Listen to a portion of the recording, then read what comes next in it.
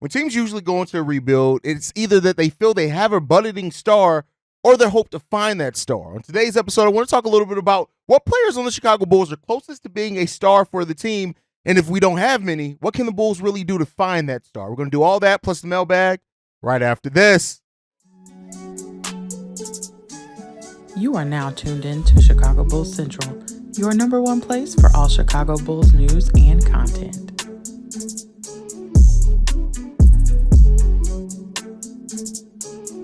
What's going on, Bulls fans? Welcome to another episode of Chicago Bulls Central, your number one spot for everything Chicago Bulls related. I'm the host, Terry Hayes, but more importantly, you guys can follow the channel at Bulls Central Pod on every social media platform we happen to be on. With that being said, let's go ahead and get into this content for today, y'all. And so this is a weird question to ask, right? Is that how many potential stars do the Chicago Bulls have on the team? Who's the closest to really being a star for the Chicago Bulls?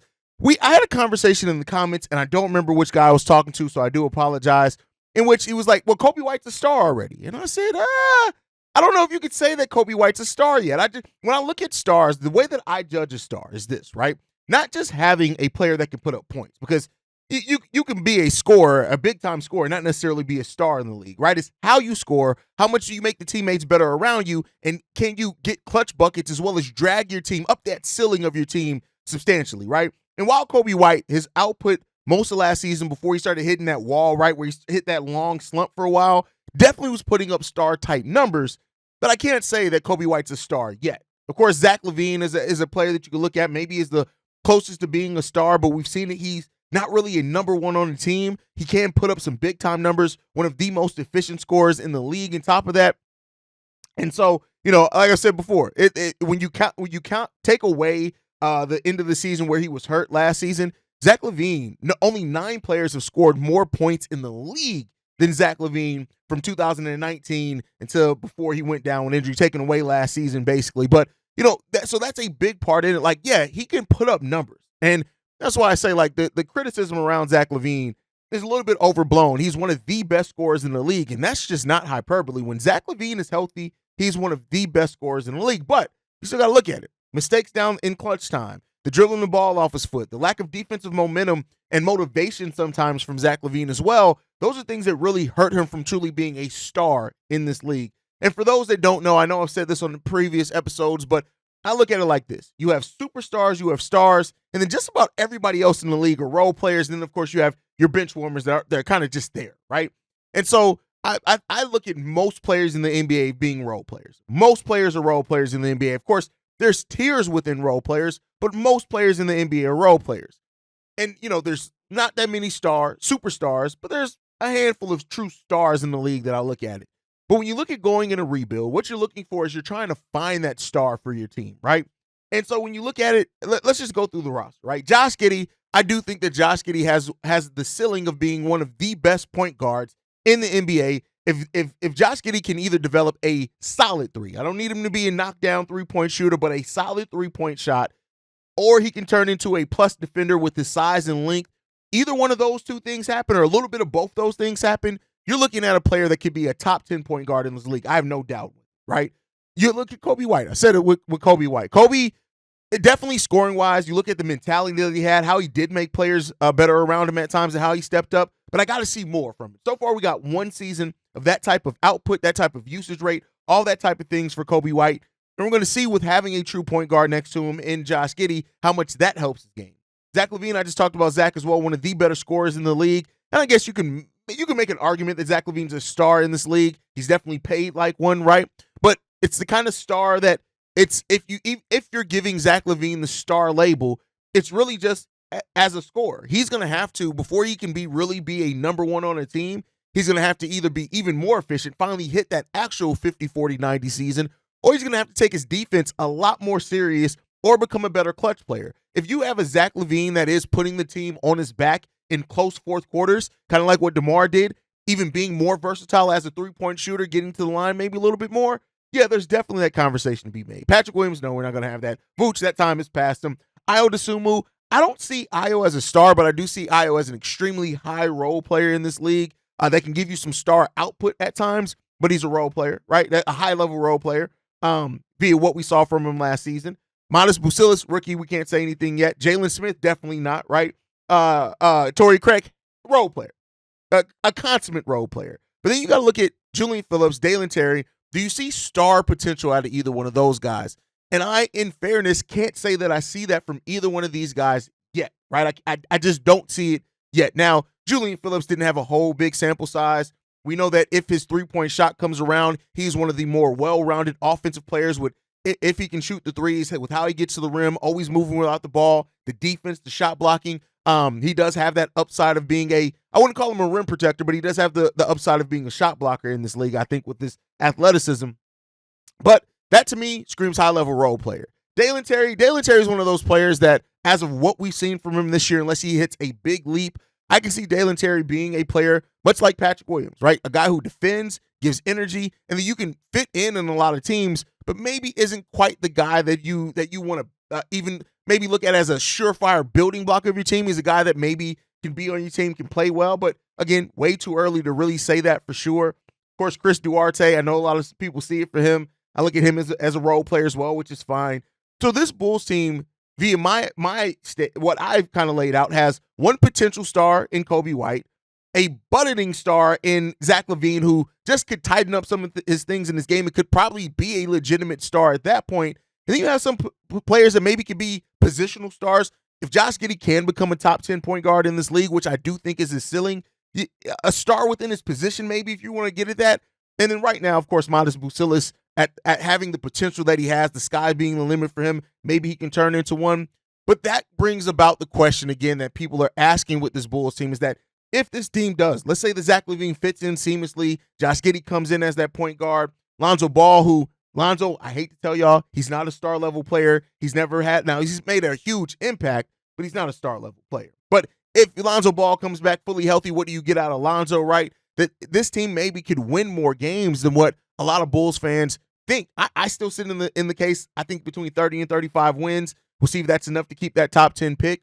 But that's what the Bulls and the front office has to ask themselves as they're going forward in the future. Yeah, developing, I'm all for that, right? I'm not a guy who I think that I say tank. I'm not that at all.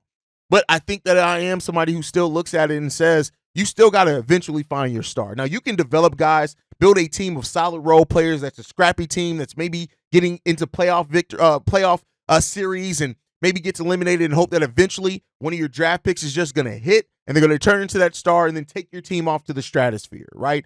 That's what they're hoping for with this version of the team right now. But eventually, you have to find your star. And that is the thing that AK and Eversley, in whatever they're doing, whatever how good this team looks like at points this season, you got to ask yourself, who is becoming the star? Now, with that, I'm not saying that anybody you don't see becoming a star trade off, right? You guys know I fought against that. A lot of Bulls fans have said that recently, like, well, if you don't see Kobe turn into a star, let's just trade him now, which I can understand that from the value aspect, but his contract's so reasonable. Him and I would assume his contract's very reasonable, so you want to kind of factor that into it as well. But that's the next goal for this team, is where do you find your star at? Does Modest Bucilis turn into that? Does Kobe take his game to another level? Does one of the unexpected players hit some leap that we're all of a sudden looking at it differently and saying, hey, maybe this guy can turn into a star, right? So that's kind of what you're looking at and hoping for this team. And it's not going to be a quick turnaround unless we get lucky, right? If Modest Bucilis turns into a star by year 3, we got lucky, right? And calculated luck, but we still got lucky, right? And so, as this team goes forward, and let's just assume for this conversation that the Bulls are good enough next season to where they don't keep their top 10 pick. Cool. You then own all your first-round picks outright. And like I've been saying for a while, I get it. 2025 draft is extremely deep. And yes, I would love to see the Bulls keep their draft pick in the top 10, because I think there are players that, even if they don't turn into stars, could end up being really good for the continued development of this young core. But if you don't have your pick in 2025, you have to hit on your draft picks for the next 3 to 5 years, right? I would love to see the Bulls hit on it to where maybe we can build that team that is competing based off their depth and based off having a lot of really, really good players. And then maybe you can build a foundation where maybe a star wants to come to your team, or you eventually get lucky and find your star, right? So that really is, as we go through this season, just keep in mind, and this is going to be a living conversation, like who looks like they could turn into a star for the Bulls, and who looks like, I guess as well, we have to ask ourselves, who looks like they probably shouldn't be and won't be part of the long-term future for the Chicago Bulls as well as we go forward into this new path. Let me know what you guys think on all that down below, as always. But it's Sunday. That means it's Mailbag Day here at Chicago Bulls Central. Let's go ahead and get into this first voicemail. This one's from Todd. Yo, what up, Hayes? It's Javier.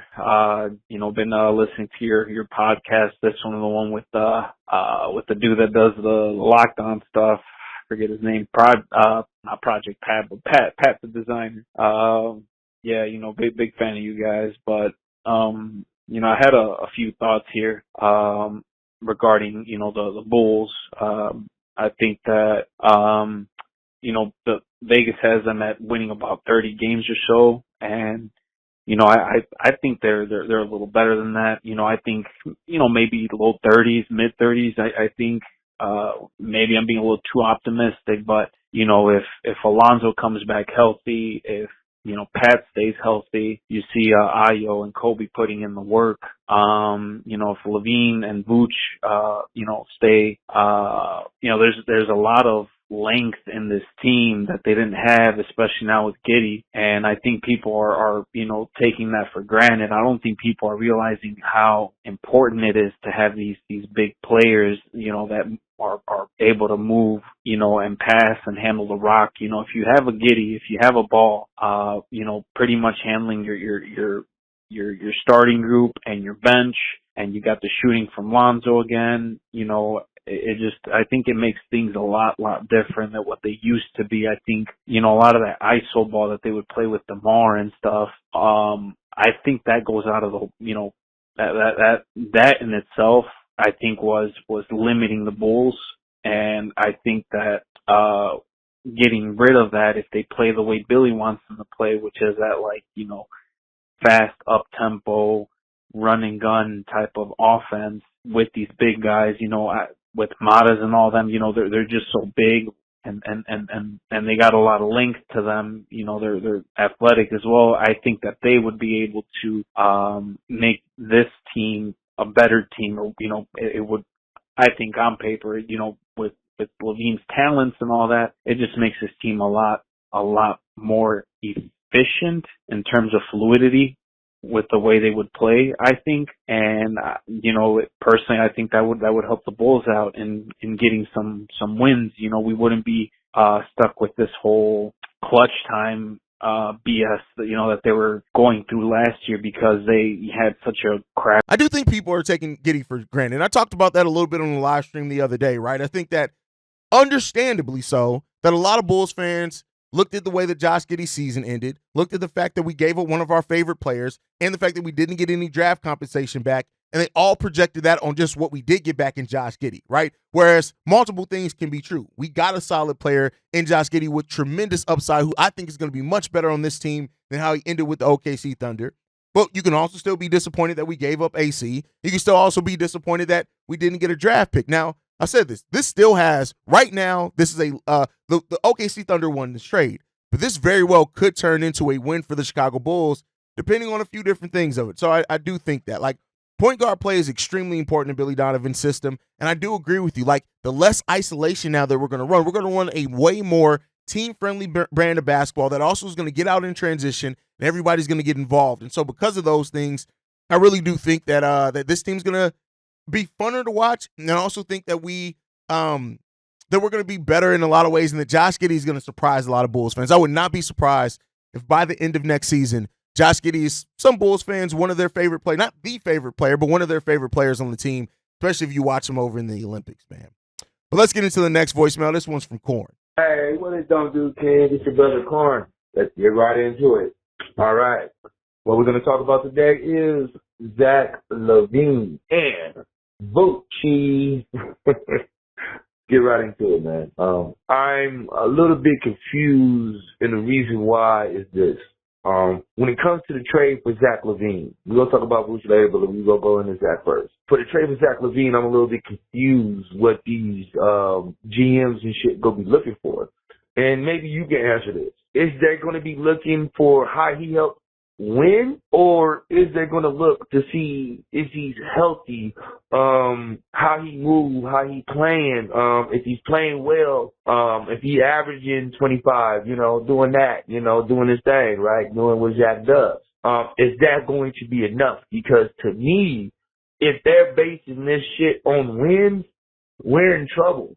I'm part of the fan base that don't think we're going to win that many games. I don't expect us to win that many games. So I don't understand that. And Vooch, I'm kind of with C-Dub when it comes to Vooch, man.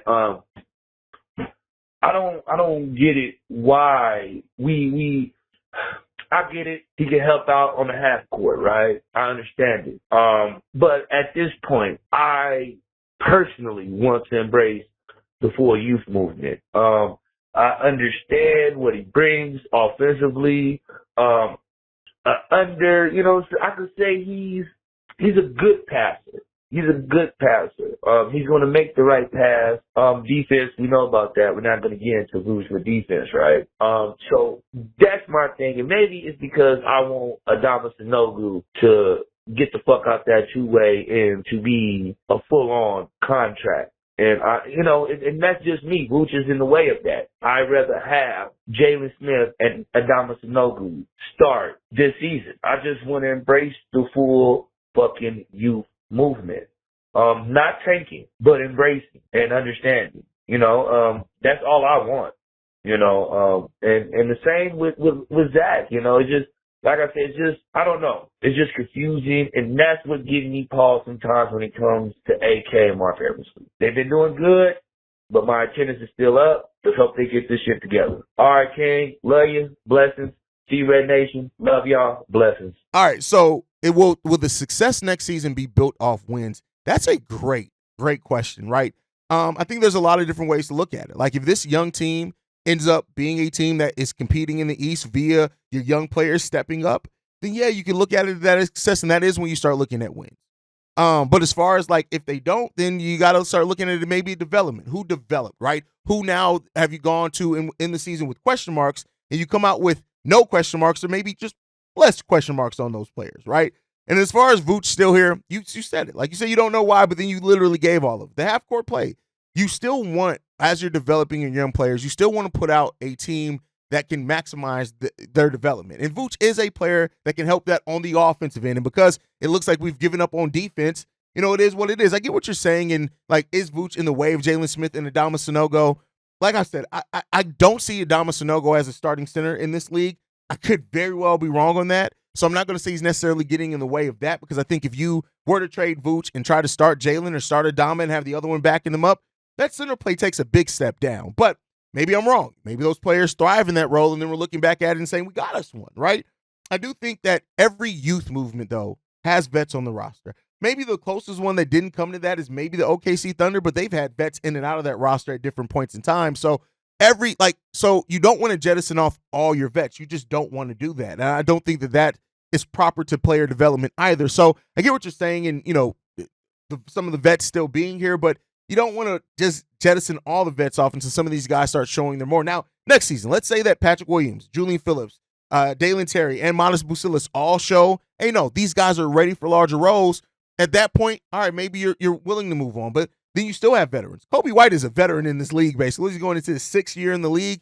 That's a veteran in this league. I hate to tell you guys, but it is. Patrick Williams will be going into his 5th year at the end of this season, and I hate to tell you, that's basically a veteran in this league, right? So, like, at that point in time, you start getting young vets, of course, but you still got some vets there, and if they step up into larger roles, then even the better there. That's kind of my thought process, but great voicemail as always, Corn. I love you, brother. Let's get into this next one. This one's from the 719. Leave your name. The 719. Hey, appreciate the content you give out, man. I love it. Hey, I got to talk really fast because I got a lot of things to say from my mind. Yeah, I think the issue that the Bulls have that a lot of people are just missing out is the reason why we're not one of these top teams that are relevant is because we do not have a top 10 player on our team. A lot of these teams that that go deep in the playoffs or even make it to NBA Finals, they all have one thing in common. They have at least one top 10 player on their team. We ain't even got the top 25 player on the team. I guess you can argue for that to be Zach LaVine. I don't think so. Or you can argue that to be Kobe White, which I also don't think so. Which is why I think it's still so important to focus on getting Zach LaVine off our team so we can get more money to actually invest in getting that top 10 player, which is my honest opinion. All right. If we don't got a player that can really get a bucket whenever he can, we're always going to be a mediocre team, and that's just the way it is. Now moving on, listen, I think the problem with Zach LaVine, the thing with him, if he buys in to what we're trying to do here and we end up keeping him for the long term, I think that could be a very powerful offensive team. You know, like Josh Giddey facilitating at the point, Kobe White and Zach as wing players. Those are two great shooters. That can shoot really well when they got it going. Then you got Heat Up and Vooch. Now, the only thing that's like, ooh, that gives me worries is their defense. Because, oh my gosh, I'm looking at that starting lineup and woo-wee, we are about to be cooked by every team in the NBA with that defense. So that's the thing. I'm still on board and getting rid of Zach LaVine for that exact reason. We need a top 10 player that can at least play defense and get us to that level. Now, that Matas draft pick, woo-wee, that was the best pick we ever had in probably a decade, right? So I think we should also really focus on his growth and, helping him reach his potential and really focusing on building the player that he needs to be, because I think it's so key for our team moving forward in our future, especially the fact that he's going to give Patrick Williams a run for his money.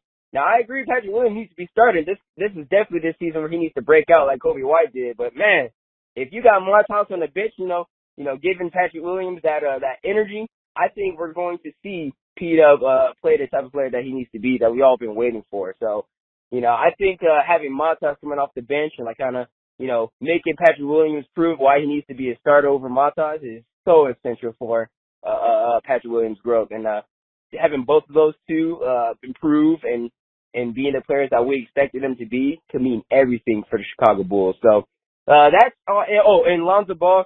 Listen, I agree with everything you said, Hayes. I'm all for the Lonzo Ball story. I'm voting for him. I'm rooting for him to be great, but I want him to be great on a different team, right? Because those are two injuries that, like you said, nobody. Bulls not having a top 10 player, I agree with you. But you can't worry about not having a top 10 player while you're still learning and you're trying to develop players, right? Yes, eventually you want a top 10 player, but I'll say not every team. You said you threw out the caveat specifically of teams that are competing for titles. Yeah, most of those teams have a top 10 player, but it's not as simple as just going out there and getting one. And you can't completely halt the development of your franchise while you're waiting on getting a top 10 player. You don't just suddenly get a top 10 player, because then you can end up, if you tank, for example, and send off some good young talent, in a situation where the Philadelphia 76ers were with Joel Embiid this offseason, where now you got to rush to try to put a piece together a team, which I think they did a pretty solid job to put around that star player. So you hope that they won't leave. So in the player empowerment movement and the size of contracts that you're getting, while you are hoping to find your top 10 player, you still want to grow. You still want to develop. You still want to bring in young guys who are going to be playing key pieces. That way, when you do get your top 10 guy, whether it be in the draft or get it through free agency, because you have built a solid core, you have players that understand, know their roles, and then that star can come in and really elevate that team. So, and I'm not saying that that's necessarily what you meant by your voicemail, but I do want to add that difference in there. You don't just find a top 10 player. You got to develop in the course and on the way of getting there. Let's see if they can do that, man. But great voicemail there, man. I think when you look at it as well as scoring, right? You talked about scorers, right? The Bulls have had 3 of the top 20 scorers in the league since 2019 on their team. But the team construction has been off. So team construction has to be a major part in what you're doing going forward. And Modest Bucilis, yeah, he definitely could be a key. See if he will be. All right, let's get into this next voicemail. This one's from Jamal. What's up, Hayes? It's your boy Jamal, back again with another voicemail for you. I got 3 minutes to do it. So, starting off with your live stream, I think you did, I want to say yesterday, regarding, Lonzo Ball and Zach. Let's talk about Lonzo Ball for a second. First and foremost, I'm very happy for him. He hasn't been cleared to play in the NBA game. Obviously, we don't know where it's going to go. But just hearing that he's, ramping up for 5x5s and things like that, and he'll be doing those in August, is a very good thing. I actually root for Lonzo Ball. I actually root for him a little bit more than I do LaMelo. Maybe it's because he's on the Bulls, but I've always had an enjoyment out of his game, because LaMelo was the one that you could tell kind of had a little bit more of the arrogance in his game, and I'm not saying it's a bad thing. But Lonzo always seemed like a silent killer, and he came in with so much expectation put on him by his father and everything in the media. Not that I begrudge his father for that, because I actually love how much his father loves him as a black father. loving his son that much, saying, I have the utmost faith in my son. I think that's a beautiful thing. But he had a lot of pressure on him, and you saw how he worked at it. He was always a good passer and playmaker, at least in transition and things like that.